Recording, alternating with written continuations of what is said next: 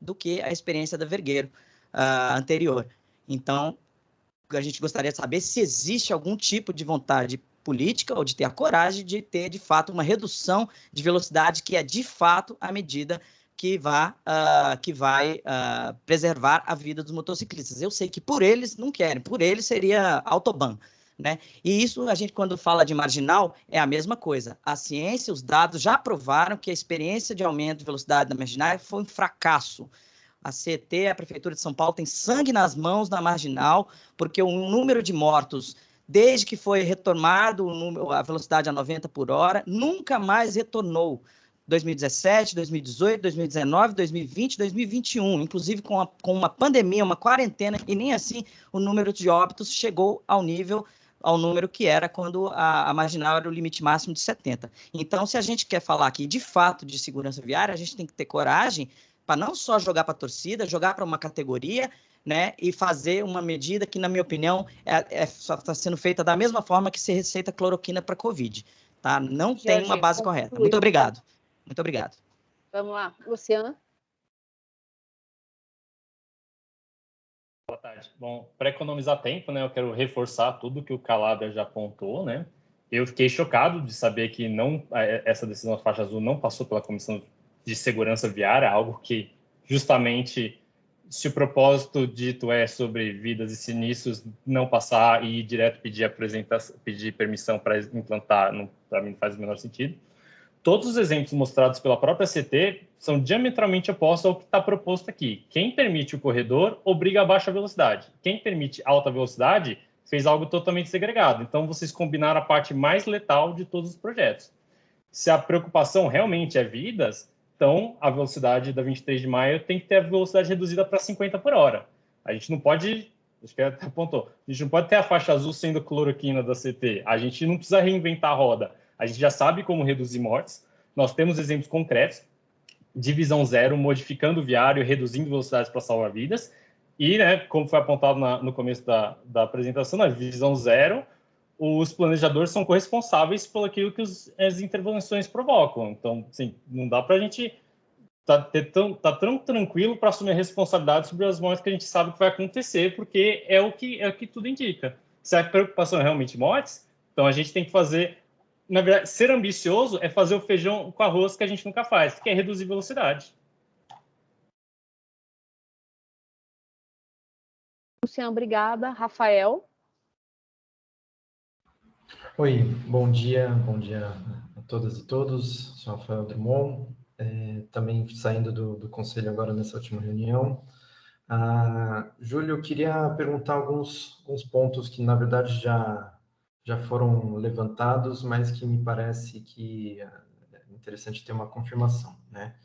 Primeiro, por que não houve a mudança de velocidade? Por que não se baixou para 50 km por hora a 23 de maio? Né? Isso, no caso, até mesmo quando a gente teve a redução de velocidade lá atrás com a Haddad. Por que ficou em 60 por hora? E por que agora não vai ser modificada a velocidade? Outro ponto. Eu estou entendendo que a maior parte dos acidentes, dos sinistros fatais aconteceram em horário de pico. Eu queria ver se você tem esse dado, né, a questão dos horários, porque o que acontece na grande maioria das vezes nas vias é os acidentes, os sinistros fatais fora de horário de pico, e com velocidade maior, velocidade acima do permitido. Outra coisa, né? Por que não passou pelo Comitê de Segurança Viária? Qual foi a razão técnica disso não ter passado pelo comitê? Né? Vai passar pelo comitê? Assim, eu estou imaginando que haja necessidade. Então, tendo esses questionamentos, eu queria fazer uma ponderação bem pesada, na verdade, que é um erro crasso de ter uma experiência de desde 2011, a gente sabendo a necessidade de ter mais espaço a fluidez, né, para os motociclistas, né? Os motociclistas demandam isso, mas a gente não tira o principal problema, que é a quantidade de carros. Todos os países que têm uma quantidade razoável de motos, né? Eu não estou falando dos países asiáticos, que já é outro caso, mas todos os países que têm uma quantidade razoável de motos, não se usa o corredor. Você tem o caso emblemático da Califórnia, exatamente aprovando o uso do corredor. Por quê? Porque tem muito trânsito, porque tem muito carro. E a gente não combate o uso do carro aqui. A gente ainda permite que se utilize a mesma quantidade de carro e se coloque os motociclistas em perigo, né? Porque eles estão utilizando um local onde eles não deveriam estar utilizando. Se você puder concluir, por favor. Bom, é isso.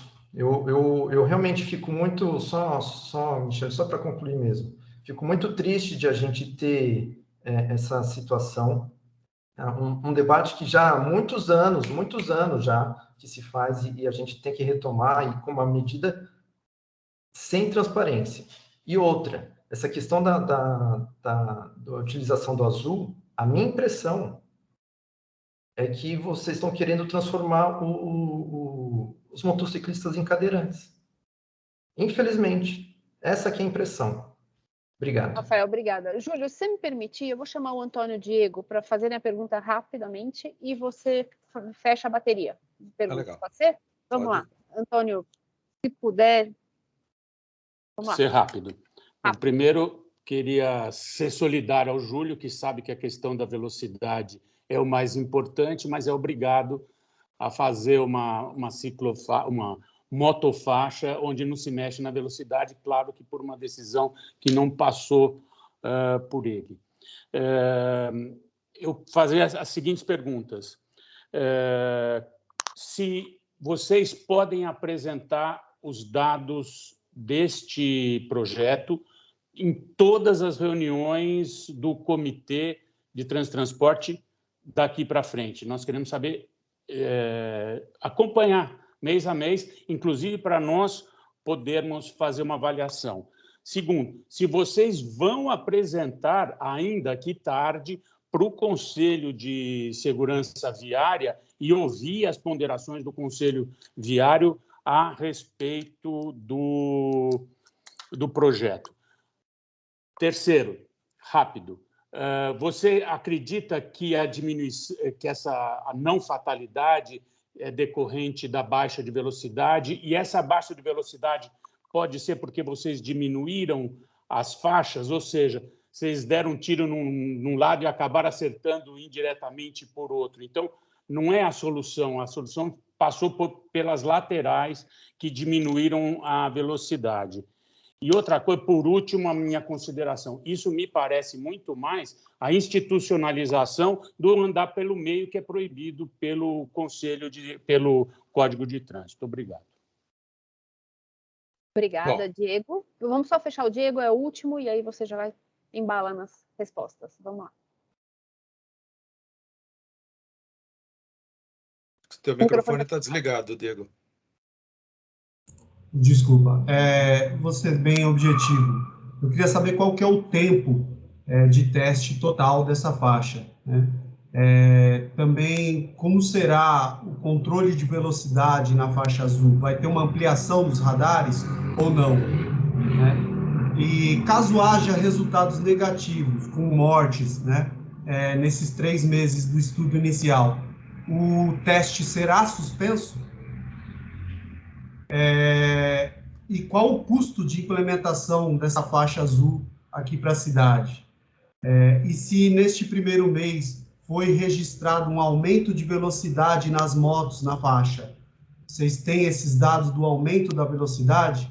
Ou o índice de lentidão que você citou nos slides, ele é em relação a toda a via ou só em relação à faixa azul, né? Foi toda a 23 que aumentou a velocidade ou só a lentidão das motos, né? E a última pergunta que aí só um reforço, né, para saber os dados que a secretaria tem, se a redução de velocidades das motos reduz a mortalidade, os acidentes, né, e isso traz uma conclusão meio óbvia aí para a gente. É isso. Bom, Obrigada, Diego. Vamos lá, Júlio. eu vou tentar ser sintético, provavelmente eu não vou conseguir responder todos. Tempo total de implantação da faixa. Nós temos autorização do Senatran, essa autorização é válida por 1 ano, eles vão estudar por 1 ano o desempenho, dentro daqueles itens que eu comentei, o desempenho desse projeto.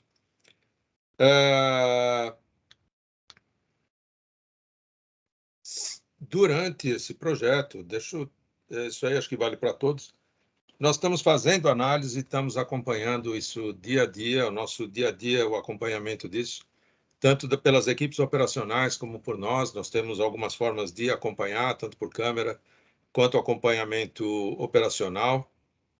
E com relação à velocidade, nós tivemos até uma redução da velocidade das motos, comparando os dados que nós fizemos, se não me engano, em novembro do ano passado, com relação ao que foi feito, a medição que foi feita a semana passada, houve uma pequena redução, mas isso é assim, eu faço o acompanhamento de 3 dias contra um acompanhamento de 3 dias, você vai encontrar picos de velocidade aí nesse período. Então, nós temos feito o acompanhamento das velocidades das motos, especialmente. Quando eu falo de lentidão, a lentidão é medida, inclusive, numa parceria que a CET tem com o Waze.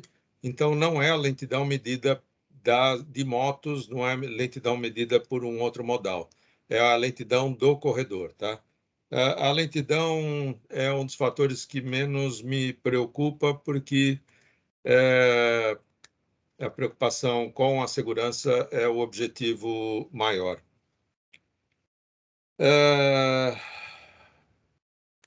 Com relação, eu acho que foi o Rafael que me perguntou, com relação ao horário das ocorrências, eu posso, junto com as respostas que a Michelle vai me passar, eu posso passar alguns dados com relação à faixa, com relação à velocidade, horários de acidente. Talvez seja mais fácil eu tentar responder juntamente com as outras respostas, que aí eu deixo aí para todos. A resposta seria encaminhada para todos, Michele? Ou só para quem fez? Vai para todo mundo? Então, acho que fica mais claro se eu fizer essas respostas junto com as perguntas que me foram passadas pelo chat. Pode ser assim? Pode, perfeito. Se todos concordarem, eu reúno Eu tenho todos. anotado aqui uma série de questões, tanto do Rafael, do Antônio, do Diego, e eu posso tentar passar algumas coisas com relação passo as respostas em conjunto aí. Perfeito. Se vai ser apresentado nos fóruns, eu acredito que sim, eu sempre estou disposto a estar passando. Eu reitero que nós não temos nenhum compromisso com o erro. Eu acho que o nosso objetivo é sempre de melhorar e acertar.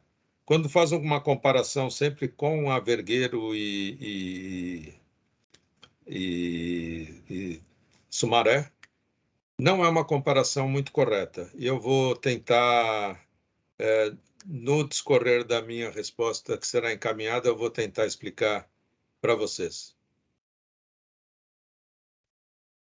Júlio, muito obrigada. Obrigada pela apresentação. Imagina. E farei isso. Vou reunir todas as perguntas do chat, passo para vocês e encaminharei para os conselheiros. Obrigada. Tá. Obrigado. Obrigado a todos. Seguindo para os informes gerais. Primeiro, aprovação da ata. A ata foi encaminhada para todos os conselheiros anteriores. Queria saber se ela pode ser aprovada. É a ata da 58ª, né? Exato. da reunião ordinária realizada no dia 17 e a reunião extraordinária do dia 22. Se ninguém tem nada a fazer em consideração, consideramos aprovadas as duas atas. O Rafael está com a mão levantada. Rafael? Fazer algo. Alguém tem uma consideração com relação à aprovação das atas? Não sou eu esse Rafael, e também não é o Drummond. Eu não sei que Rafael que é, não. É você, Drummond? Não, não é o Drummond, não. Não, não sou eu, não. Bom, vamos seguir, então. Consideramos aprovadas as atas anteriores. Vamos prosseguir?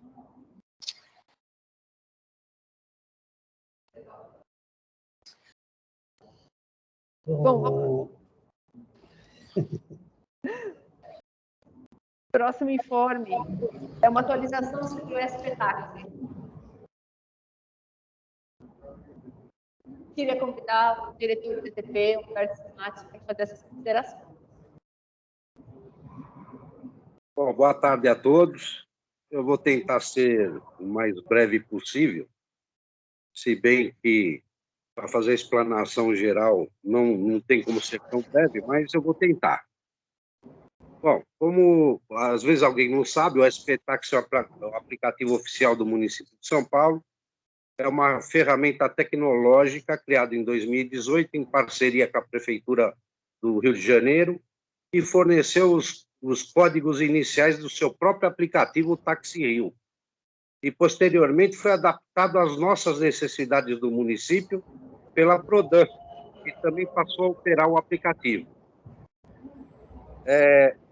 Posteriormente, o aplicativo foi transferido sua gestão e operação para a empresa Aliás Tecnologia S.A., que ocorreu mediante processo licitatório de chamamento público, vindo a referida empresa operar até 16 de julho de 2021, não tendo o contrato renovado, que não conseguiu operar adequadamente com as exigências do município.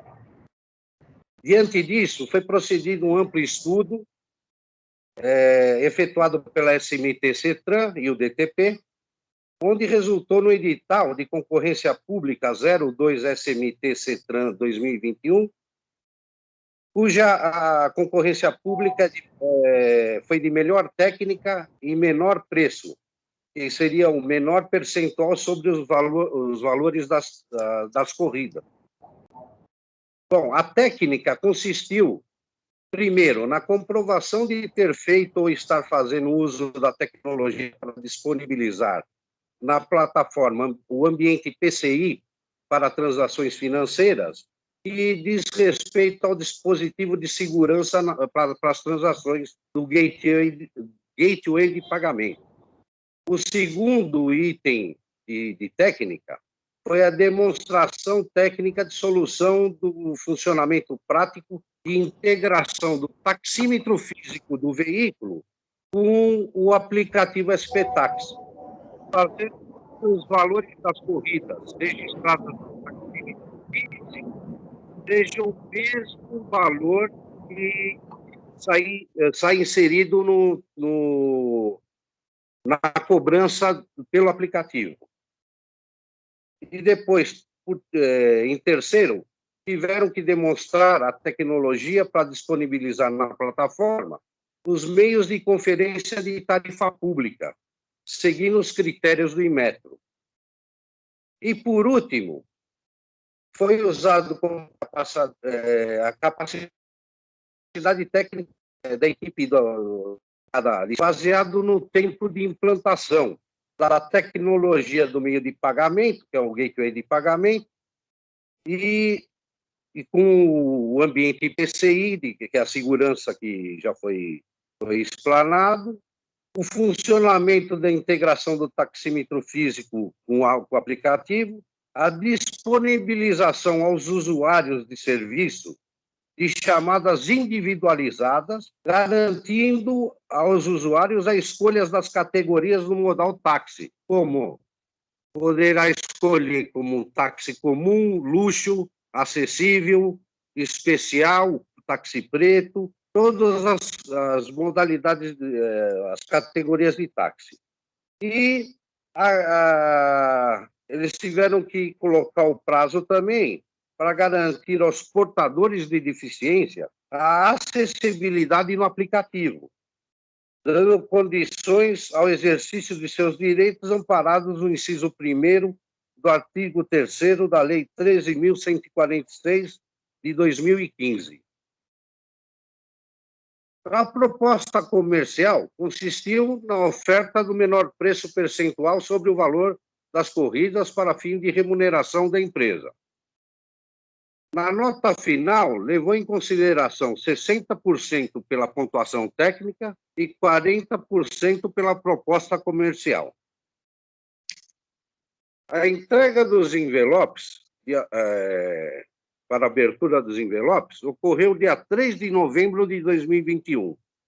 A abertura da proposta comercial ocorreu em 11 de janeiro de 2022, onde a empresa Taksim, que ela finalizou como provável vencedora, apresentou a proposta de 10,97% sobre o valor da tarifa para ser remunerado.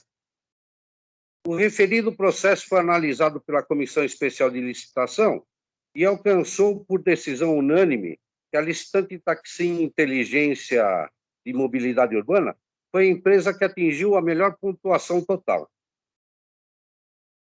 Aí procedeu a abertura do envelope 3, que consistia nos documentos para habilitação, e foi aberto em 2 de fevereiro de 2022, e em 12 de fevereiro de 2022, a comissão declarou a empresa Taksim habilitada. O processo licitatório agora, no presente momento, ele está em análise da assessoria jurídica da Secretaria Municipal de Mobilidade e Trânsito, para que possa ser enviado para o secretário executivo para ele proceder à adjudicação e homologação da licitante Taksim como vencedora do certame licitatório. Essa é a situação atual do aplicativo SPTaxi.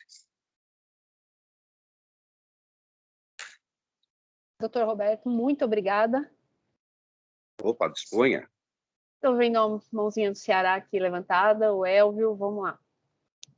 Ceará, pode seguir. Eu vou juntar a pergunta dos dois, do Ceará e do Elvio, e se o senhor puder responder os dois. Sem problema.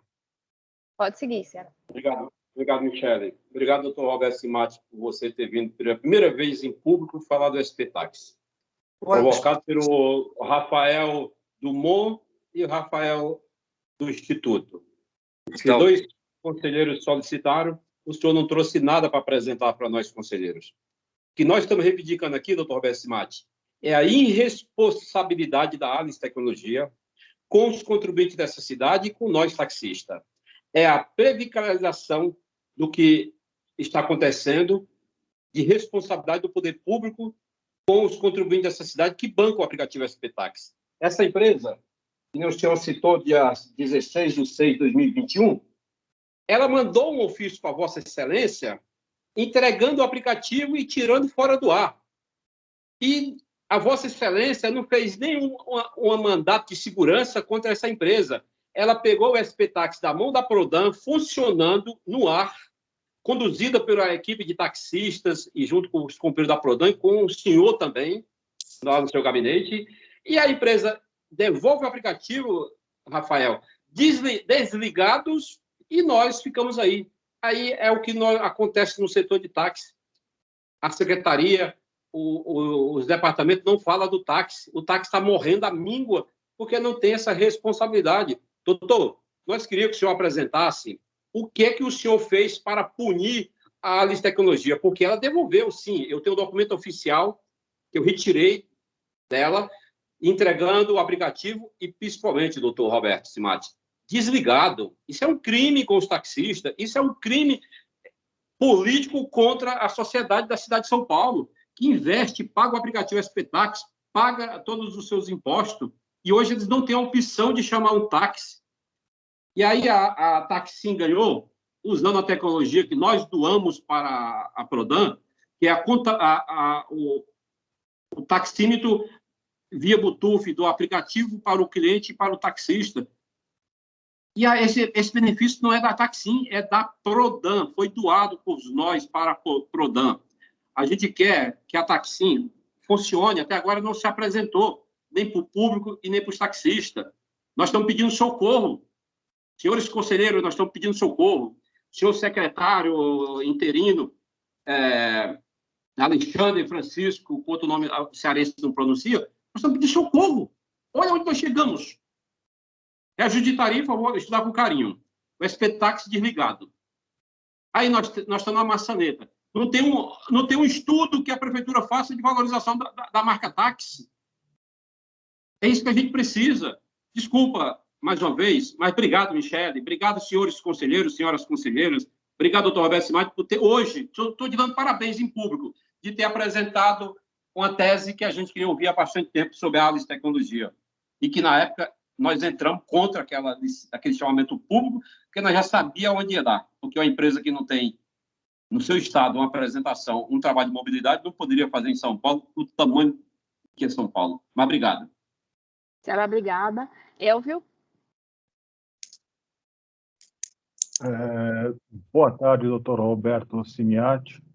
Eu estou com uma dúvida aqui, doutor. Então, a Taxim, ela foi a empresa que praticamente atendeu todos os requisitos e ela já, tecnicamente, estaria apta e, enfim, só estaria aguardando a homologação, é isso, dessa empresa, doutor? Perfeitamente. Se só está aguardando a homologação dessa empresa, quando vai ser essa homologação? Porque da mesma maneira que nós precisamos do reajuste da tarifa, a gente precisa da ferramenta de trabalho. Nós precisamos para ontem. Então, nós gostaríamos, se o senhor puder nos ajudar com celeridade na aprovação, principalmente na homologação desse aplicativo, nós, como taxistas da cidade de São Paulo, agradeceríamos essa sua proatividade e, enfim, em prol do nosso modal, do nosso setor aqui. Bom, Elvio, na realidade, a celeridade é interesse do poder público também. O poder público tem todo interesse de colocar esse aplicativo no ar novamente para funcionar da melhor forma possível, inclusive com todo esse aparato que foi exigido e, na verdade, ele está sob análise do jurídico da SMT. Só para finalizar, para verificar se não existe nenhuma irregularidade no processo, e vai ser passado para o secretário executivo, que vai homologar o quanto antes. Existe o interesse de que seja célere o processo. Agora, eu não posso te precisar em quanto tempo o secretário irá homologar o aplicativo, o vencedor do certame do aplicativo SP-Taxi. Quanto ao que o Ceará colocou, eu vou dizer para você que a empresa Alias foi punida sim, tá certo? O próprio secretário lançou uma multa, eu não lembro o valor, mas não é baixa, é bem alto o valor.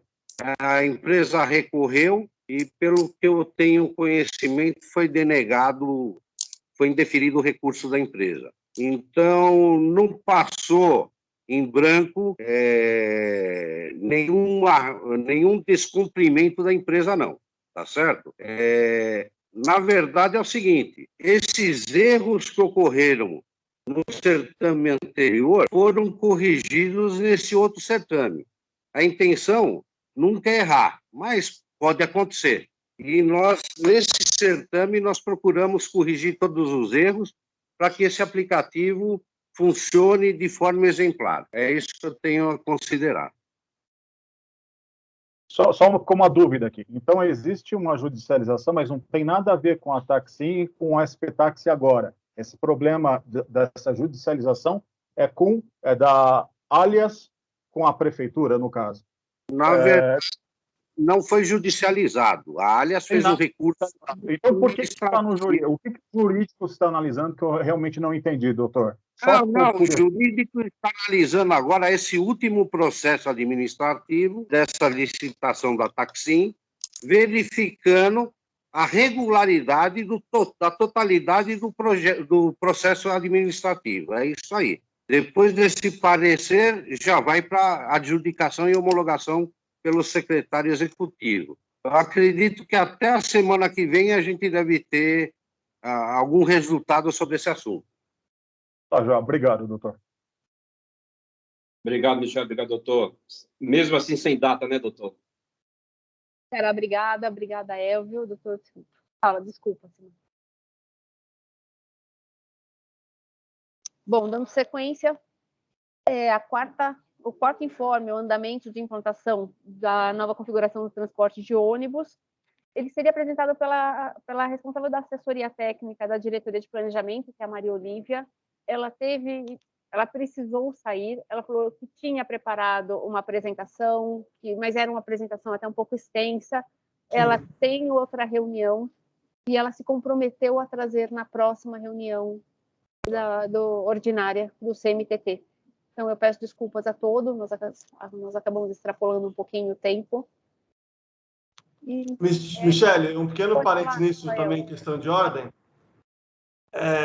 Eu queria dizer sobre isso, que quando eu era conselheiro, né, a gente organizou e apresentou pela sociedade civil, com várias entidades, um plano de diálogo e participação, oficinas e comunicação sobre a composição da nova rede, né, para discutir nas regiões, com os usuários e tal, que é muito importante para que a população entenda e colabore e ajude a melhorar as mudanças de linha, criação, cortes, né, tem um pouco de tudo na previsão digital.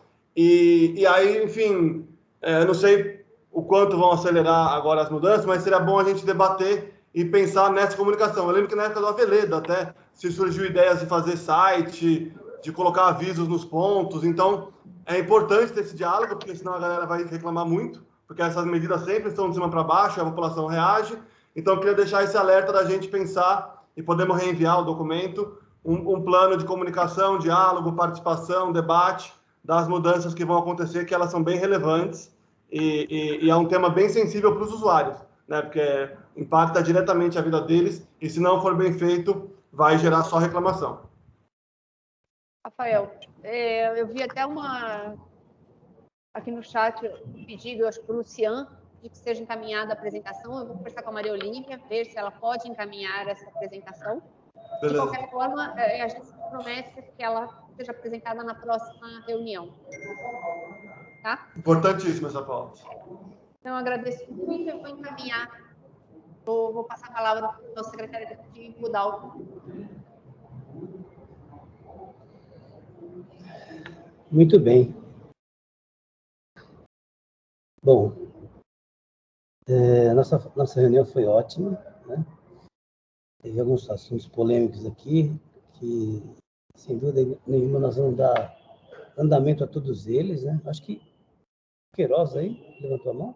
Jorge Queiroz?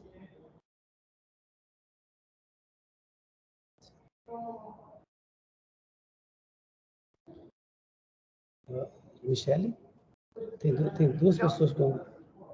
Jorge levantou a mão e o Diego também.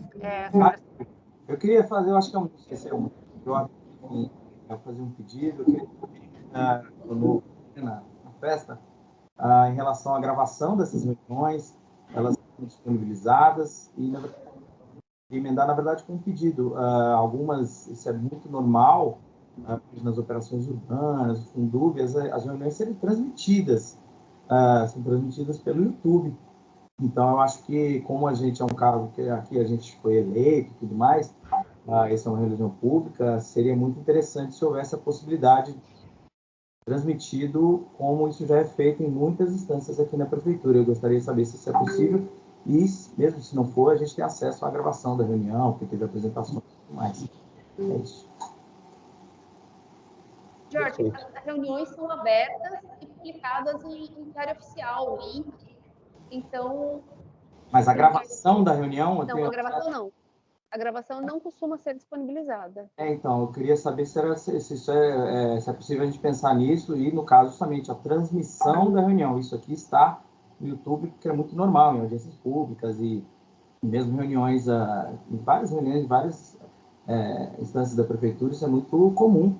E eu acho que seria importante para a transparência com a sociedade, né? No caso, como a gente teve que pedir voto e tudo mais, né? A gente ter um pouco de consideração com os munícipes. Então, eu vou levar isso aqui. Gostaria de levar esse pedido para frente e ter uma resposta sobre isso. E eu te dou um retorno. Entre as reuniões, ainda te dou um retorno sobre esse pedido. Muito obrigado. Mas só reiterando que as reuniões são abertas para quem quiser participar. Não só para os conselheiros, como acontece em outras reuniões. Talvez por isso seja transmitida. Elas são transmitidas porque elas são limitadas aos conselheiros apenas. Sim, exato. Ao contrário daqui que é aberta.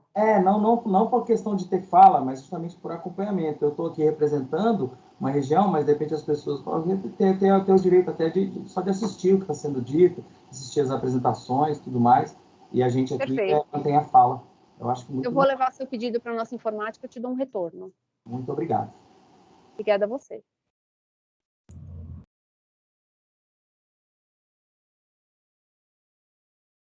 Posso falar? Pode falar. Pode falar, Diego. Não, eu só queria reiterar o pedido do Jorge, que acho que é um pedido bem interessante da gente transmitir, dar uma certa publicidade maior, e acho que todo ato público aqui tem que ser mais publicizado possível. E queria registrar aqui, lamentar a ausência do secretário de Transportes, Ricardo Teixeira, na reunião. Acho que é uma demonstração de valorizar este conselho, seria a presença dele aqui. E acho que a gente queria, inclusive, que constasse em ata, que a gente poderia pedir que ele participe ativamente do conselho.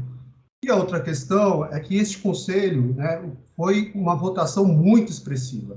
Nós tivemos quase 11 mil votos, cerca de 11 mil votos dos conselheiros, o que demonstra um interesse da sociedade civil no assunto e no tema transporte, trânsito e mobilidade aqui na cidade. E isso tem que ser valorizado por essa gestão. E eu acho que as maneiras de valorizar é com presença e com respostas aqui para a gente, para os conselheiros e para toda a sociedade. Obrigado. Obrigada a você, Diego. Richard, Vocês me ouvem? Sim. Então, eu queria falar a respeito da reorganização das linhas de ônibus. Seria saber se tem possibilidade de marcar uma extraordinária para discutir especificamente esse tema. Eu acredito que vai ser um que vai gerar muito debate, muita discussão, e até para não... E como vai demorar 2 meses para vir a próxima reunião, se nesse meio tempo aí poderia chamar uma extraordinária para discutir com mais calma e com mais atenção, especificamente essa pauta. Se haveria disponibilidade da secretária vindo nesse meio tempo. Richard, desculpa, volta pedir a extraordinária para quê? Para a pauta da reorganização das linhas de ônibus.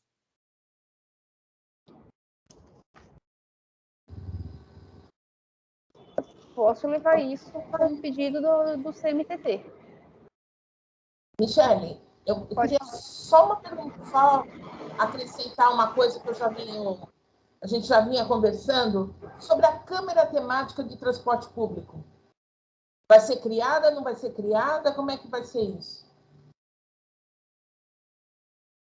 Sandra, está sendo discutido pelo CETRAN, pelo SMT, isso, para essa reunião eu não tenho resposta.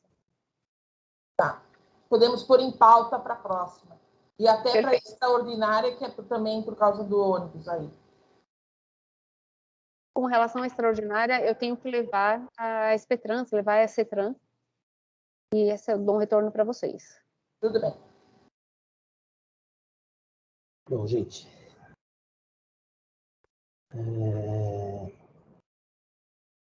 foi dado posse aos indicados pela Prefeitura de São Paulo, aos operadores de transporte e aos eleitos pela sociedade civil, nos eixos temáticos e regional.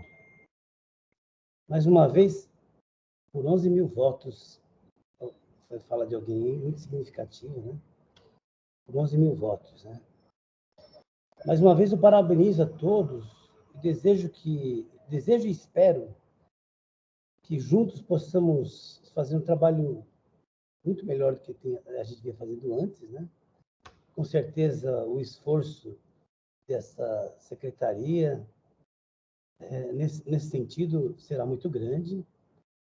Gostaria de parabenizar toda a comissão, todos os conselheiros que participaram dessas eleições, que realmente foi um trabalho muito árduo, né? Vamos dizer assim, muito bom trabalho.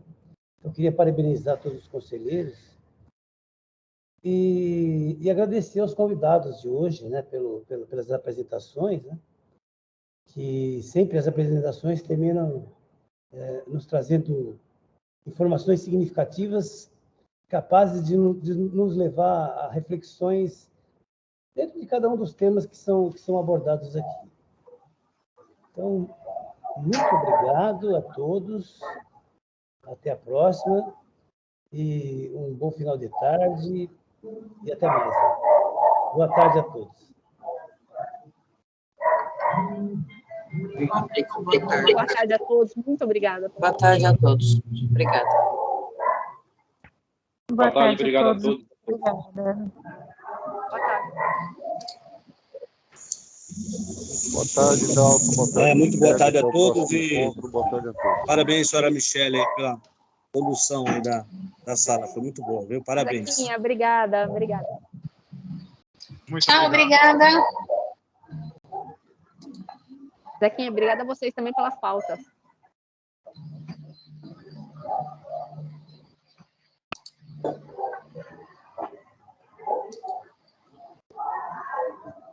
Elvio, obrigada pelo estudo que vocês fizeram, encaminhar para os conselheiros. Tchau, gente. Obrigada, viu? Lu.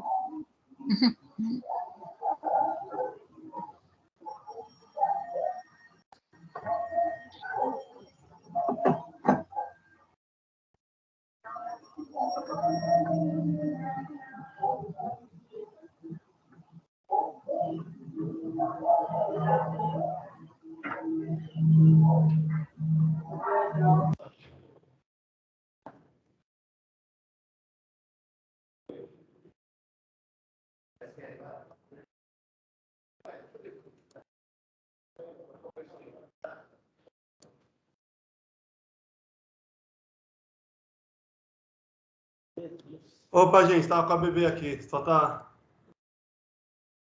encerrando já, né? Encerrando, Rafa. Obrigado, gente. Bom trabalho para vocês. Bom feriado aí para todos. Obrigada.